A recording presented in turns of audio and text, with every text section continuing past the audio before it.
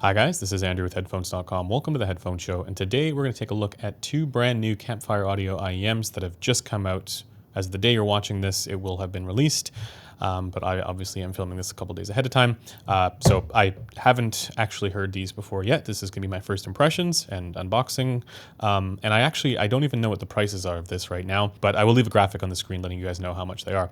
In any case, we're going to take a look at the Campfire Audio Satsuma and the Campfire Audio Honeydew. Let's check them out.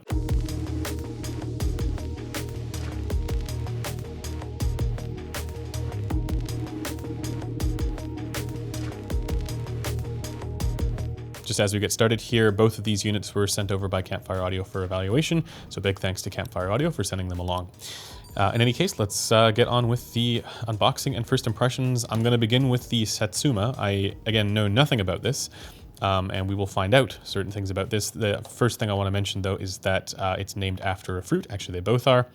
And you have a orange color here. So I think they're going with a fruit theme for this. I believe Satsuma is an orange. Correct me if I'm wrong, but I believe that's a type of orange. For some reason, the orange makes me think of orange, like the actual orange color of them. But this is actually a very different type of case from what they did before or what they've done in the past. This is a lot more colorful, actually, in both cases.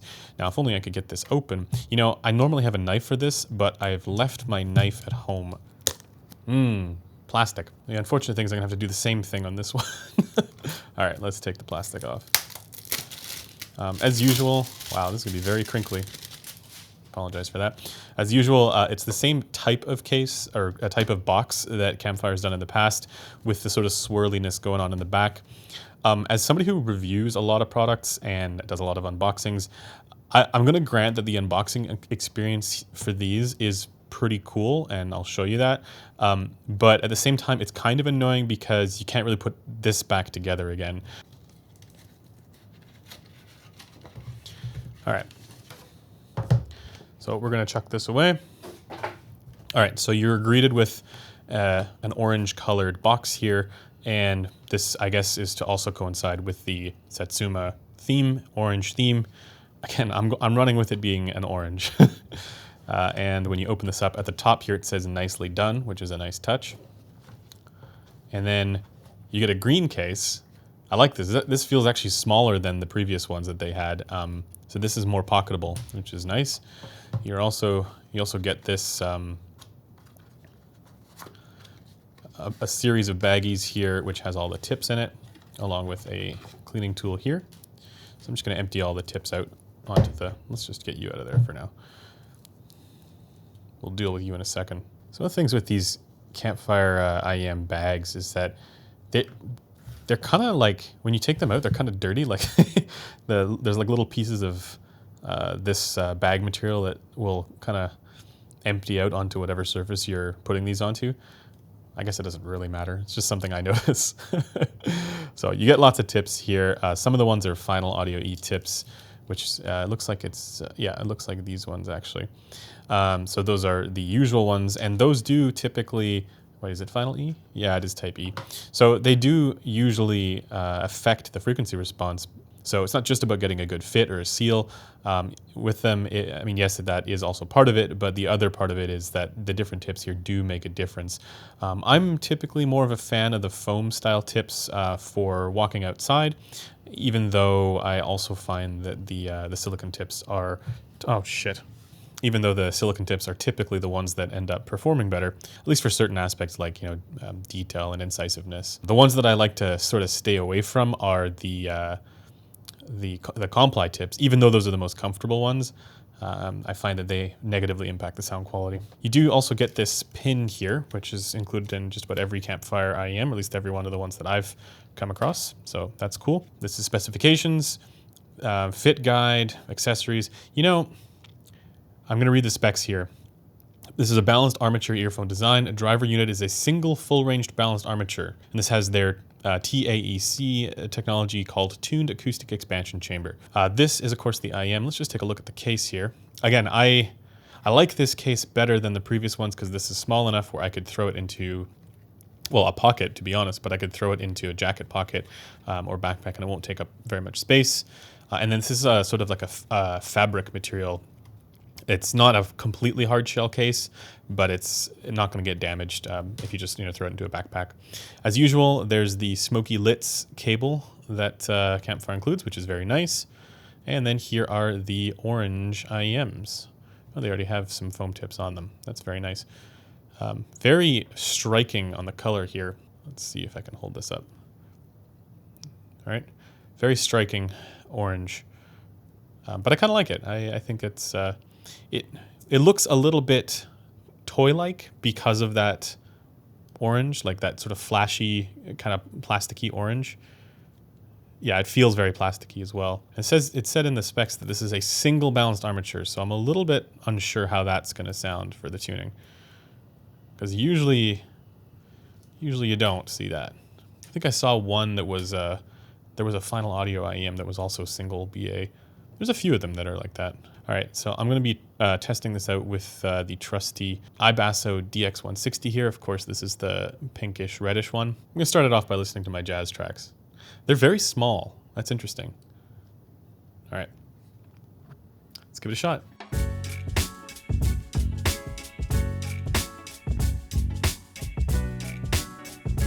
So right away, I'm currently listening to Michael Bublé's Under My Skin, or I've Got You Under My Skin, which is sort of a typical jazz track that I like to use for testing vocals. And yeah, the vocals are pulled quite a bit further forward. They're much more forward and intimate. Now, as far as the bass, it doesn't crowd out too much, but it also seems like maybe this is a little bit more lower mid forward, just in general. And then it has treble presence there, but it's definitely dominated by something being like some unevenness there in the mids that's pulling vocals forward a little bit more. But I'm going to keep listening here for a little bit, and I'm also going to try and get a sense of some of the technical performance. Right away, though, for technical performance, this does sound actually reasonably impressive for a single BA. So let's keep listening.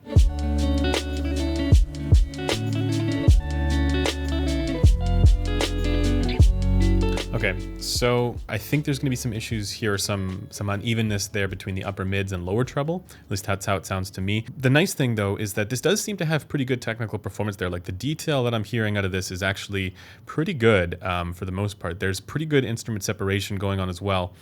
For staging, I do get maybe a little bit more of a like less lateral definition and more kind of like front left and front right. Because you guys are seeing me the other way. It does sound a little bit sort of, at times it sounds a little bit compressed for percussive hits there, and not as resolving as it could be. But I think more so this is, the question mark that I would have is about the single balanced armature driver going on in here and what's going on with that. So I think that merits a little bit more investigation. But I think for me, I would probably still gravitate more to some of the more standard tunings, because this is definitely a non-standard tuning. Now, clearly this is just a first impression, and I don't think I've listened to it even remotely close to being able to come up with some sort of judgment on whether these are any good.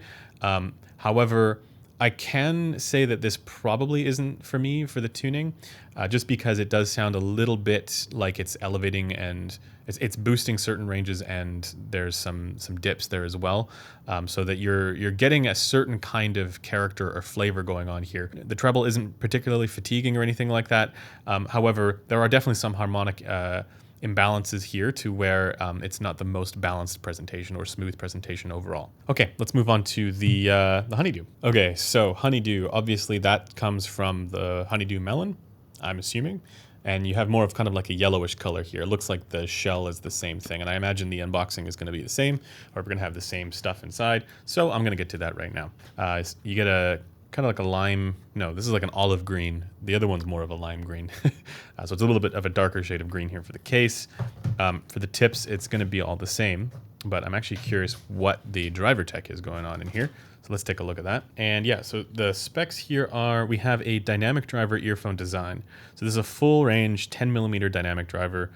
And that's, I mean, it says a whole bunch more here, but I'm curious about the coding and all that stuff, but I guess it doesn't really say here. Polished stainless steel spout, custom beryllium copper MMCX, molded ABS body in mellow yellow. It's all the same here, guys. So whatever you saw for that one, for the Satsuma it's the same for this one. I don't want to get it all over the table again, but I do want to take a look at the IEMs and see what's going on here. And again, the Smoky Litz cable, which I love, by the way. I'm a fan of the Litz cable, or this Smoky Litz, at least over their older ones. Their older ones were a little bit stiffer, and this one's a little bit more pliable. Get some black ear hooks on these. Something I should have mentioned. I'm not sure. Yeah, it's the same on both. I don't remember that being the same on all of the other Campfire stuff that I've tried. And here is the Mellow Yellow. I would have called it gold, but Mellow Yellow is it's kind of fun. All right. So again, this is a single dynamic driver IEM, and the other one was a single BA. I'm not really sure what the reasoning was for going with a single BA in the other one. I mean, it's kind of cool because it does show that you can do certain things, but you know, the benefits here are that they're very small and very comfortable and very lightweight. So maybe that's a positive trade-off and a reason to do it. All right.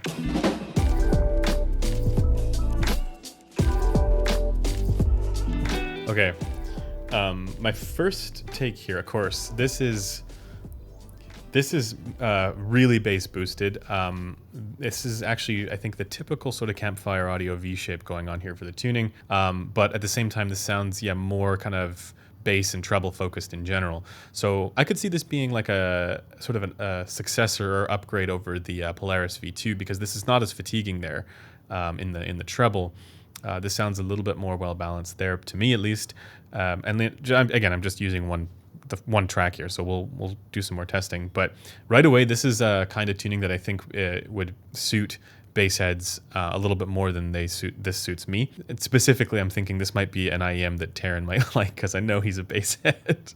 But for me, this is definitely a little too boomy. Let's move on and try something else, though. I imagine they look like pieces of candy in my ear. Ear candy? It's a new way of thinking about ear candy. All right, let's go back to that other track that I had. I really like the vocal stuff, because at least it gives you like a nice reference point there for how voices sound.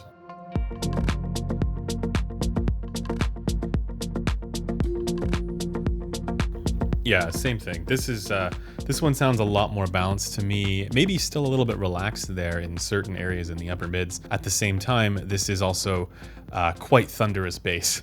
Wow, ridiculous bass.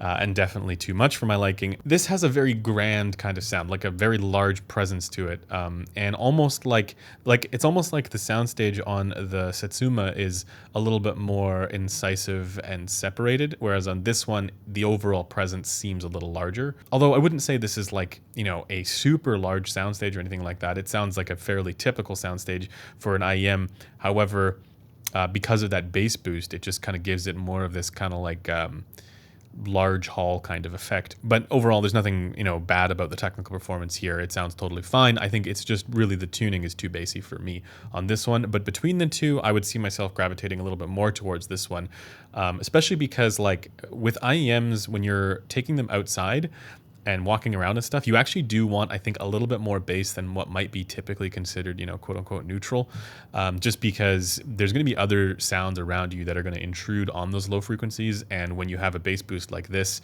you don't lose the tone that you're listening to in the bass. But in any case, that's obviously also not enough time to actually give a proper assessment of these. This is just my first initial impressions. The Honeydew here is the massive thunderous bass head IEM, and the Satsuma is the one it's maybe overall it's a little bit more like middle of the road, but there's some harmonic imbalances going on here that make me probably gravitate a little bit more towards the Honeydew. Anyways, that does it for this unboxing and first impressions and comparison. Let me know if you guys have heard this. Let me know what you think. And also, if you guys are looking for the measurements that have been done on these, I haven't done them yet, but I will, obviously, because I just took them out. But I will be doing them here shortly, and then I'll post them up on the Headphone Community Forum. And so by the time this video is released, you'll be able to check out those measurements as well. All right, that does it for this video. Thanks for taking the time to watch it, and I will see you guys in the next one. Bye for now.